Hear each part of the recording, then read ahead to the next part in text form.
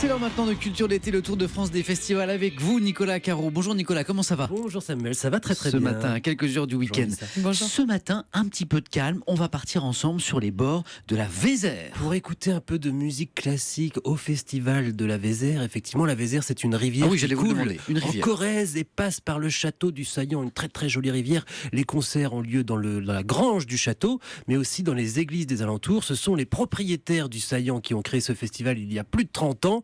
Leur idée fixe, c'était de faire écouter de la très bonne musique à un public très large et pas forcément averti, comme nous l'explique Isabelle de l'Astérie du Saillant. Nous, on pensait que tout le monde est touché par la musique, la beauté de la musique classique, quand elle est très bien jouée.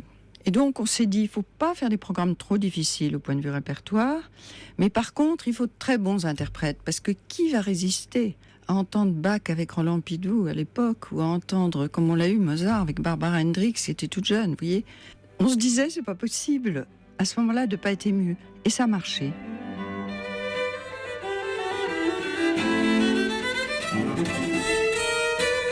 La musique parle à tout le monde, Nicolas, c'est ce qui fait sa beauté. Qu'est-ce qu'on écoute là? C'est le grand violoncelliste français Raphaël Pidou. Il sera ce soir à la Bastille d'Uzerche avec ses élèves. C'est une soirée dédiée au violoncelle. Il y a parfois quelques thèmes comme ça au Festival de la Vézère. Mercredi prochain, par exemple, ce sera une soirée consacrée à Marc Chagall, le peintre. Alors vous allez me dire quel rapport avec la musique? Bah oui. Allez-y, dites-moi le mot. Dites-le Quel moi. rapport Quel avec rapport la avec la musique? Eh ben voici la réponse. Mon mari, entre autres initiatives, est arrivé à faire des vitraux à Marc Chagall dans la chapelle du Saillant, qui a donc 6 vitraux magnifiques de Chagall. Et donc, on s'est dit, mais Chagall aimait la musique, on va mettre des contemporains de Chagall, on va mettre une atmosphère qui colle avec les vitraux. Mais l'idée, c'est qu'on écoute de la musique en regardant les vitraux de Chagall.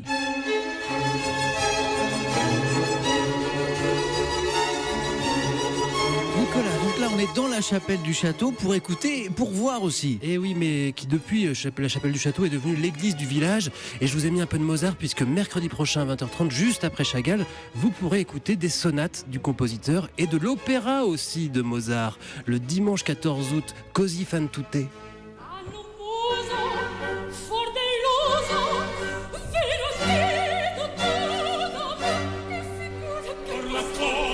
Così fan tutte, ainsi font-elles toutes, je crois, Exactement. en français.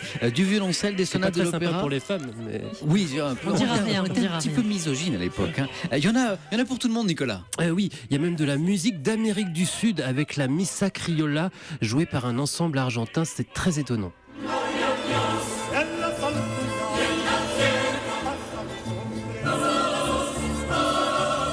Et cette Missa Criolla qui sera la conclusion du Festival Oui. de la Vézère le 24 août. Donc ça, c'est à pas manquer, bien sûr, pour ceux qui passent en Corrèze cet été. Un grand merci, Nicolas, et je vous dis À lundi. à lundi.